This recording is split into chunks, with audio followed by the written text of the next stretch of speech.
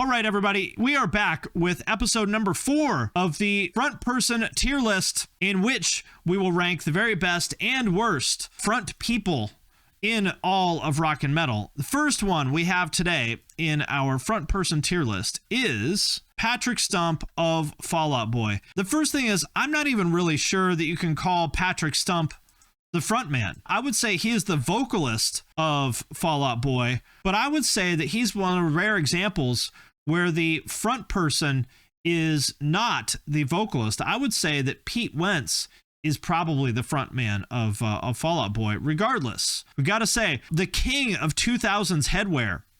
When you think about the newsboy hats, the trucker hats, I mean, nobody had more aggressively 2000s headwear than Patrick Stump, so he gets some points just for that. I've never met the guy. I don't actually know that much about him, but he seems like a good dude. Remember, we're ranking all the front people on in 2 different ways. Number 1, we're going to rank them on how good their music is, and number 2, we're going to rank them on how much I want to be friends with them and whether I would invite them to my barbecue or not. And I would say Patrick Stump, fantastic singer, probably the best vocalist out of that whole sort of era. You got the sideburns, we got the headwear. Seems like a cool dude. I don't know him, but you know, we have lots of mutual friends and never heard a bad thing about the guy. I would say Patrick is exactly the kind of guy that I would like to have over at my barbecue. So Patrick, if you happen to be watching this, just know you're invited anytime you want. I would just ask that you bring a side if you can. You know, my wife really likes macaroni and cheese, so if you could bring some mac and cheese or mac salad, that'd be nice. But if not, that's okay too. So yeah, Patrick Stump, I'm putting him on the S tier. I would like to be friends with Patrick. He seems like a cool dude. Next, how about a classic debate? Okay, the classic debate here. We're going to settle it once and for all. David Lee Roth versus Sammy Hagar. Now, prime David Lee Roth kind of looks like your aunt. You're like your sexy aunt, you know, that when you're like 8 or something like that and you don't really know, you sort of think your aunt is pretty. And then you learn that you're not allowed to think that your aunt is pretty. So you're like, okay, never mind. Your aunt that always has like a new boyfriend. I feel like that's what he looked like. Your wild 80s party aunt. Now, who is the better frontman? I would say for sure David Lee Roth is the better frontman in terms of like, I mean, he's just, the charisma is just off the fucking charts, you know, absolute wild man, control a crowd like nobody else. I like when he goes on podcasts and like talks about his sword collection and shit like that. You remember when he got real into like karate and samurai swords and shit like that? Incredible frontman. I would say not a great vocalist necessarily, like okay, but not great. Definitely an incredible frontman. But do you want David Lee Roth to come to your barbecue? Do you? I know it sounds cool at first. You're like, oh, David Lee Roth is going to come to my barbecue.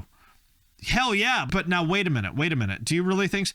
I feel like David Lee Roth may be an even worse barbecue guest than Courtney Love.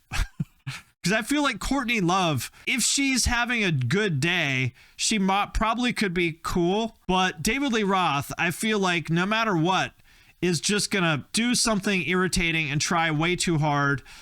He's going to want to be the center of attention at all times. I don't want him to come to the barbecue. But I can't deny his ability as a frontman. So as much as I dislike him as a person, I think his frontman ability is going to go on the B tier. Now, we got to talk about Sammy Hagar.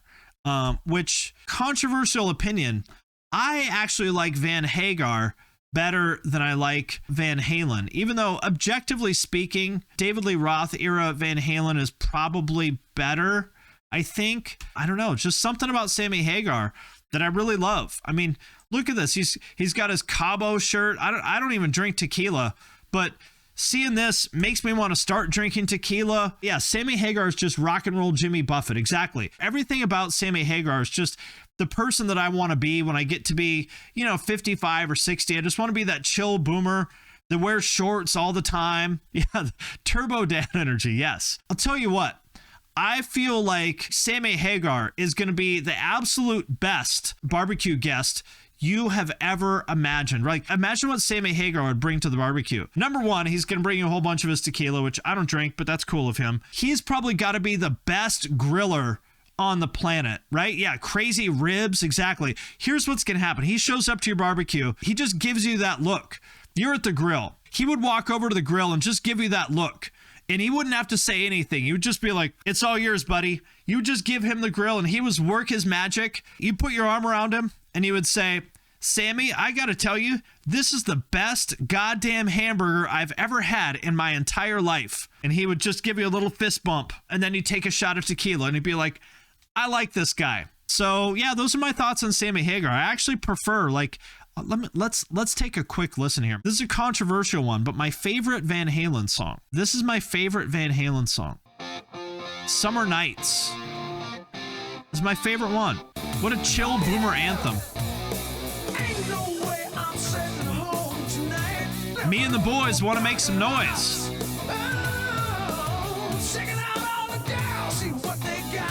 Yeah, I gotta say, I'm a fan. I'm gonna put Sammy Hagar up on the S tier. And look at this, boys.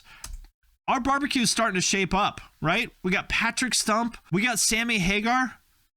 I don't know about you. That sounds like my kind of barbecue, right? I'm on board. Who wants to go to this barbecue? Next, here's one that someone suggested. Anthony Green from Seosin and Circa Survive. And I'll tell you what, I haven't talked to him in many, many years, but I actually had the pleasure of hanging out with Anthony a couple times back in the day. Awesome dude. Great guy. Definitely the kind of guy. Now you might think, oh, Anthony's a fuck up junkie, blah, blah, blah, which he has been at some points in his life. You don't want him at your barbecue.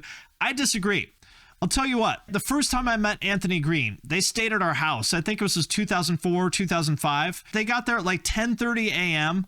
on a Thursday. And I don't know how I knew this because I didn't know anything about him, but I was like, I got the vibe and I was like, you want to go to the bar? And he was like, hell yeah. So we went to some shitty college bar at like 10:30 a.m. on a Thursday and got wasted like before lunch. And we were hanging out and having fun. And yeah, he was a great guy. I was like, I like this guy. Good dude. One of the most entertaining Thursday mornings I've ever had in my life. So yeah, and also an awesome singer. The definitive Screamo frontman, in my opinion. He is absolutely invited to the barbecue. And now look at this. Patrick Stump, Sammy Hagar, Anthony Green. Okay, we're getting somewhere, boys. David Lee Roth, not invited. Now, the ladies, again, we don't want this to be too much of a sausage party. How about Brody from Distillers? You guys remember Distillers? Damn good band, actually. Damn good band. She has an incredible voice. The whole Tim Armstrong thing, I feel like she has baggage. It's not her fault. I don't really know. Her divorce with Josh is really weird and awful. I don't really know too much about her on a personal level, but I did like the Distillers a lot. I think she's one of the best like punk front people of all time, actually. She has like, do you guys remember this album? I've got to listen to it really quick. Distillers, very underrated. Her fucking voice, man. Absolutely ridiculous. Do you guys remember this album? Incredible fucking voice. This album is great. This is my favorite song though. I love this song. What a fucking voice. Yeah, I love this album. Now, obviously, a little bit of baggage.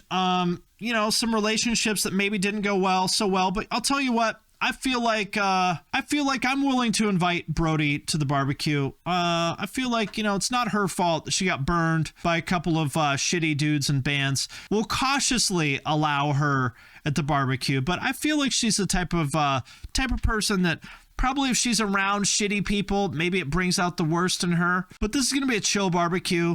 You know, Patrick, Sammy, Anthony, they're all gonna be cool. So I think I'm going to put her on the A tier. She might go buck wild. That's true. It's true. We'd have to keep her away from her. But listen, I'm okay with that. We'll give her a second chance. If she gets nutty, then we'll just tell her it's time to leave. I think she's going to be cool. That's what I think. That's right. You can fix her. Go ahead. Try. I would try to fix her. If I was you, I would give it a shot. I think it's worth trying to fix her. She seems nice to me. Okay. Now I'll tell you who's not invited, because did I tell you guys I'm woke now? It's true. I'm woke. I'm officially woke now because I'm tired of people like this. Alex Terrible from Slaughter to Prevail. I gotta say, I'm not a fan. I think he's a solid deathcore vocalist, but I'm not a fan. He goes out of his way to say a lot of anti-woke stuff that's kind of like just on the border of being like homophobic and transphobic, but he sort of softens it enough that you can't quite nail him for it, but like it kind of is.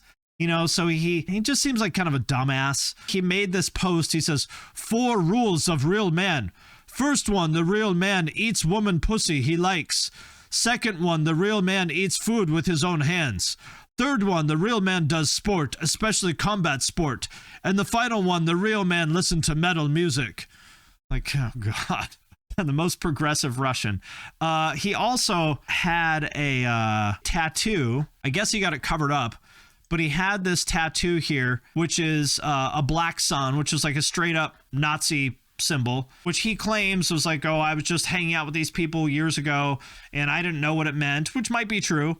But I feel like if you're Russian and you say a bunch of like weird borderline transphobic stuff and you get a Nazi tattoo, it's kind of like, well, if it walks like a duck and it talks like a duck, I think it is a duck. That's what I think. Yeah, it's a pretty big tattoo to get without knowing. So his rationale is like, oh, I wasn't a Nazi. I just hung out with Nazis and I accidentally got a Nazi tattoo by mistake. I didn't know what it meant. And then afterwards, I got it covered up and I said a bunch of like weird kind of transphobic, homophobic stuff, but there's nothing to see here. I'm just not into it. I'm not into it. So yeah, I'm over it. And I'm officially woke, people. I'm officially woke because of people like Alex Terrible. I don't like it. Really, legitimately, I'm not into it. I think it sucks. I think it sucks. And I think it really sucks that there's so many people in the scene who are so eager to like make excuses for him and cover for him.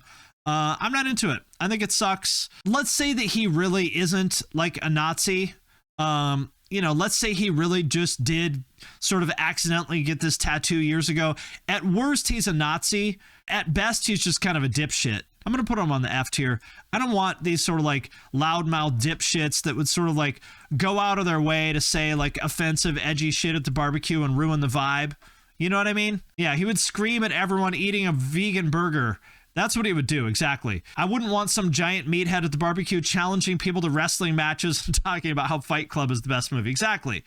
Listen, Sammy Hagar, Patrick Stump, and Anthony Green and Brody, we don't want Alex at the barbecue. He's in the F tier. I'm sorry, not into it. Now, how about someone else that maybe we don't need at the barbecue also, but let's talk about him as a frontman. Let's talk about Gigi Allin. For those who don't know, Gigi Allin was a very edgy punk singer back in the 80s who made his name by throwing poop at people. That was his thing. He was sort of an unknown punk singer who made a bunch of pretty bad punk music, and then he started throwing poop at people, and then he got famous. His music is like shockingly bad for the most part, and obviously the last person in the world that you want anywhere near your barbecue. But for some reason, I still like him better than Alex Terrible. There's something about Gigi that I respect more than I respect Alex Terrible. So I'm going to put him on the C tier. Last but not least, we have Maynard James Keenan from Tool. I'll tell you my thoughts on Maynard from Tool. You might think that I would just assume he's a giant douchebag and an a-hole. And that could be true. He seems like a little bit of an a-hole. Seems like a little bit of a douchebag. He seems insufferable. He does seem kind of insufferable. However, I bet that a lot of the reason why people think he's an asshole is because their fans are absolutely insufferable. And I bet he's an asshole to their annoying fans that like corner him and punish him and try to talk to him about fucking Tool trivia. I think that that's probably a big part of why he comes off like a dick, is just because he's interacting with just the most insufferable, awful people. He probably is pretty pretentious too. So it's probably that. But yeah, I bet when he's your friend, he's really cool and insightful.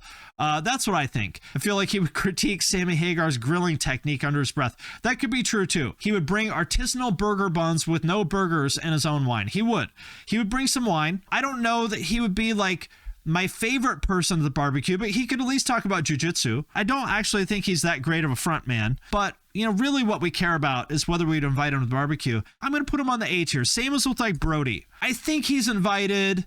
Let's just keep an eye on him. And if he gets weird, then we're going to ask him to leave. Like a soft invite that we may choose to revoke at some time. So that's what I think. He's still invited. And I feel like we've got a solid lineup here. Patrick Stump, Sammy Hagar, Anthony Green, Brody, I don't know how to say her last name, Brody from Distillers, and Maynard James Keenan, I think we're getting there. I think we're getting there. So that does it for this edition of the Rock and Metal Front Person Tier List. Join us for next time to see who else is invited to the barbecue. Real man eats woman pussy he likes.